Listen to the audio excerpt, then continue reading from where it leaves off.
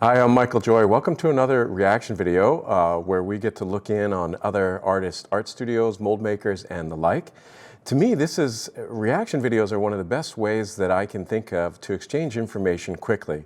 As a mold maker for over 30 years, I made a lot of stuff. Unfortunately, the internet wasn't there to share it with a lot of people.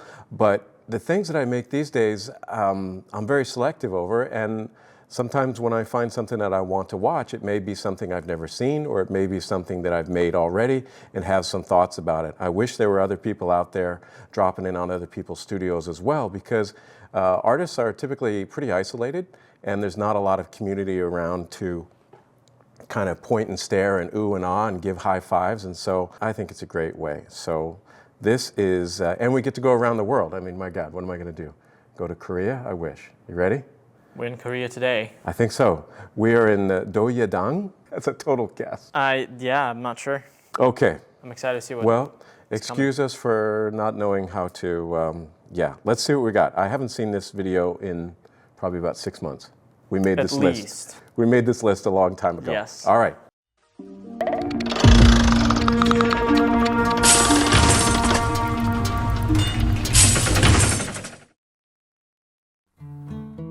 Is this what they're making, or is this?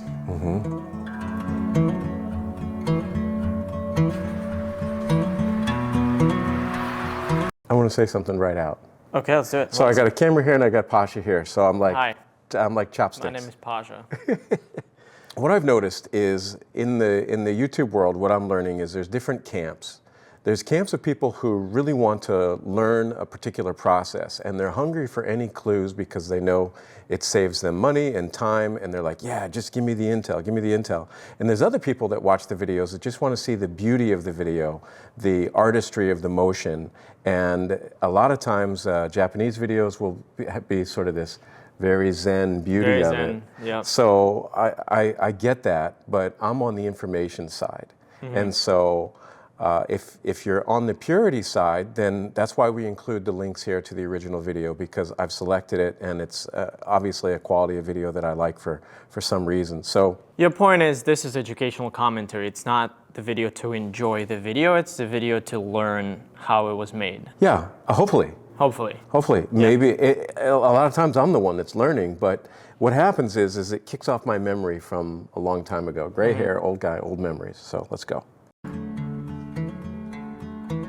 I don't know if you've ever carved plaster, but there's a point at which plaster is soft, like balsa wood, and it's so satisfying to carve. It's like gypsum when it's just like setting. Yeah, right? yeah. I imagine. Is there anything close like clay before it gets? I don't know yet.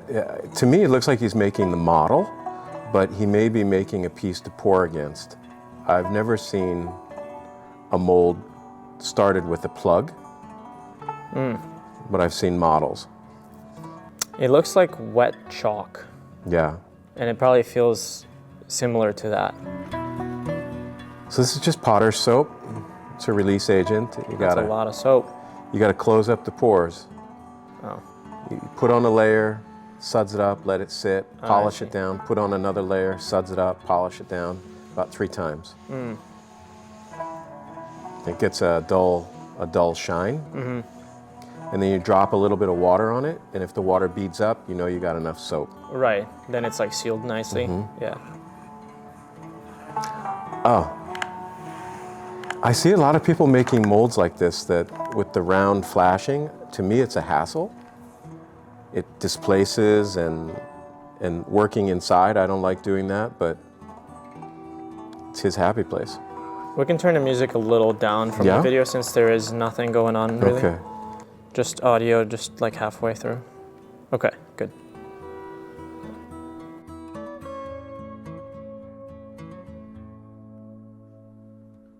It's nice when they film the exposure correctly of plaster. It's hard to get those whites without blasting them out.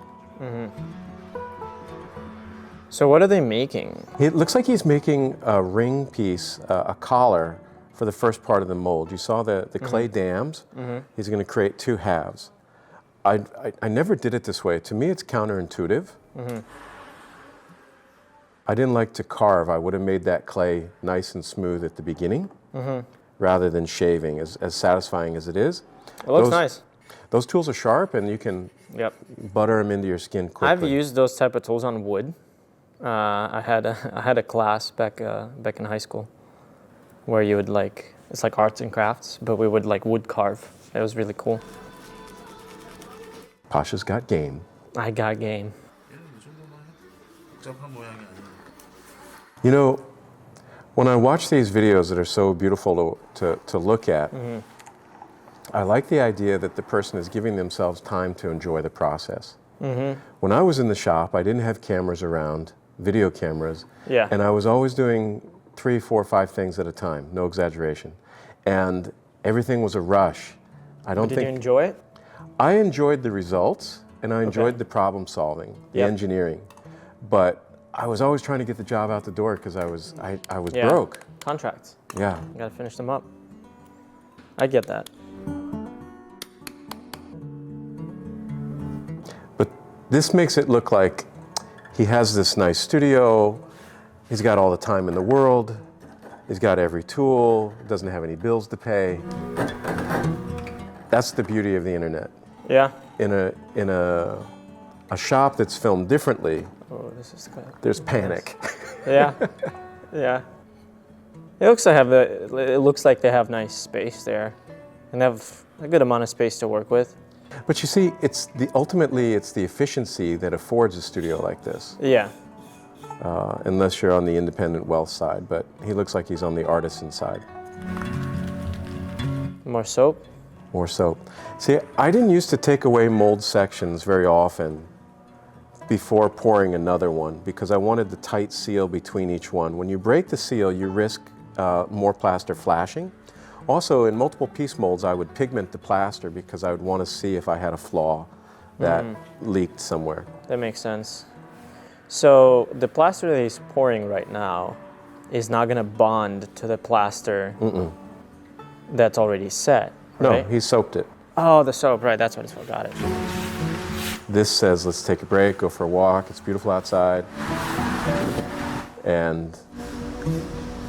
oh man, this is Zen. This is the Zen we're talking about. We're in 10-degree weather here in Chicago. Yeah, Fahrenheit that is.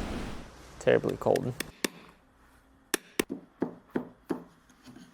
For mold making, to me, again, on the critical side, beautiful to watch, but it's a lot of extra work. Anytime you over pour, you got to shave it down. I would have just poured flush and struck it. And I don't know. I think I was a clumsy tool holder because I used to just put things into my hand all the time. Yeah, I see. This is satisfying though. The mold key? Yeah, but there's another way. You just take 25 cents and you grind it down into the plastic. Right. I was saying him grinding it down and like just like shaving it off. It's satisfying. I would like to do that if I was to make a mold. So if there's a more efficient way, sure, you can do that. But like just for the satisfaction factor of your enjoyment of the process? Well, yes, but the keys he's making, in my mind, are very small and delicate. Yeah. And we used to actually use commercial keys. They're called natches. They're plastic keys that there's a way to insert them into the plaster, and they never fail. They don't chip. They don't, nothing. They're bulletproof. Gotcha.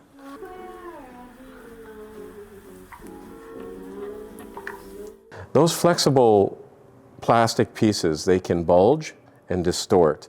And that becomes an issue if you're building more and more pieces around it, because you pour a piece and then you have to reset the flashing around it, and it's kind of a little bit wonky.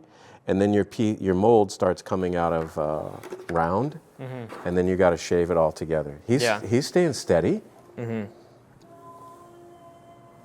Just use quality plastic. I don't know. Maybe. Not all plastic is trash. No.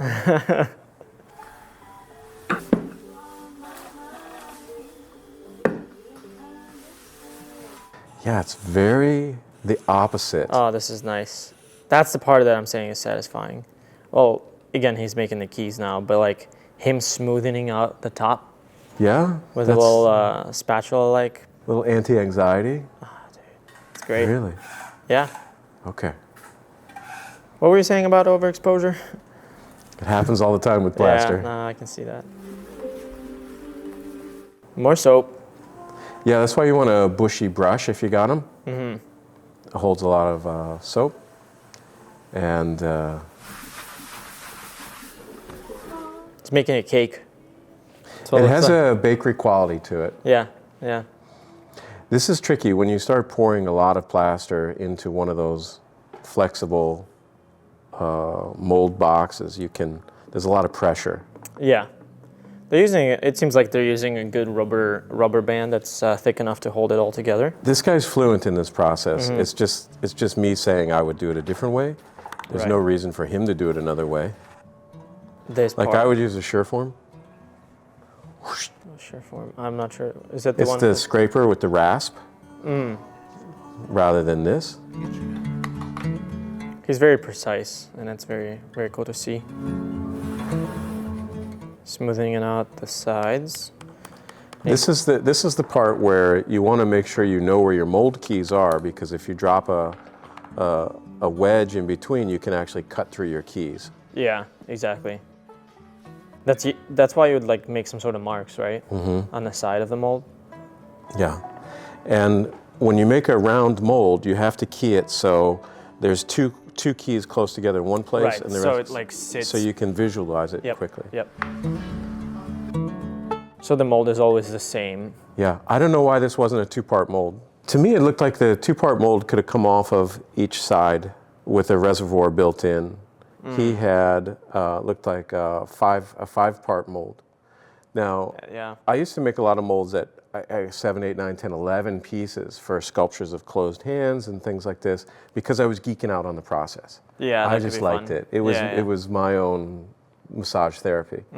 However, the first time I made a commercial mold that was being shipped out to a commercial casting operation, I built a 5-piece mold, 2 sides, a bottom, and top 4 pieces. And I got it to the factory, and they're like, "We're going to rebuild this mold." I said, "There only needs to be 2 pieces. We can't handle 4 pieces. It adds this much time to every step." Complexity to build it all together. Just put it apart. And I was like, but it was so beautiful.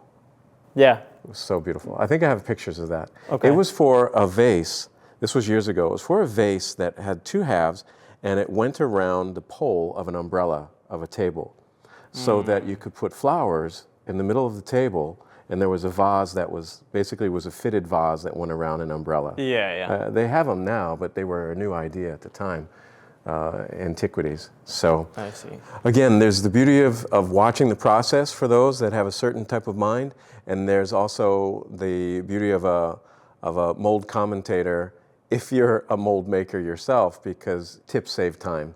And I would have loved to have watched videos of somebody barking at something. I had an appetite for that. Instead, I had to make every damn mistake myself and suffer through it. If I could have just pushed play and it was free, are you kidding me?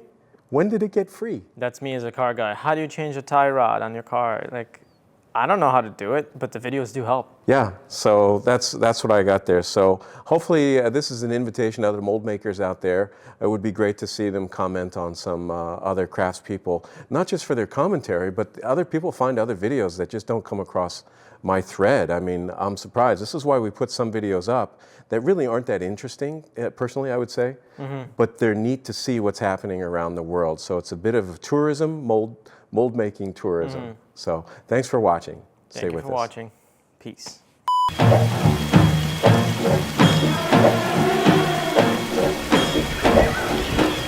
Okay.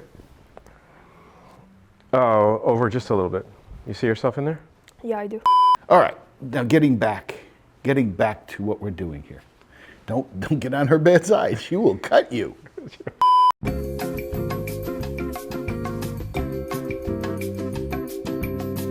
The ability to use the knowledge appropriately. Intelligence. It's being smart, but like not book smart. Like knowing a lot of stuff, but knowing how to use it in the real world. Intelligence to me is adaptability. Intelligence has become new for me, and what I consider intelligence is evolving. 6.5 hours later. Something over here and come up with a new intersection. Because there's, a lot of knowledge out there, And knowledge is not intelligence. You can memorize parts of a dinosaur, but that don't make you, you know. Give me an example of somebody that's really, you think of as really smart, really intelligent. You are. Oh, look at that, flowers. We have knowledge, but if it's not used properly and appropriately, you can sound like a dummy. But if you apply your knowledge properly and appropriately in different parts of life, you can be intelligent, and that's what intelligence to me. I don't know, knowing everything in the world, I guess.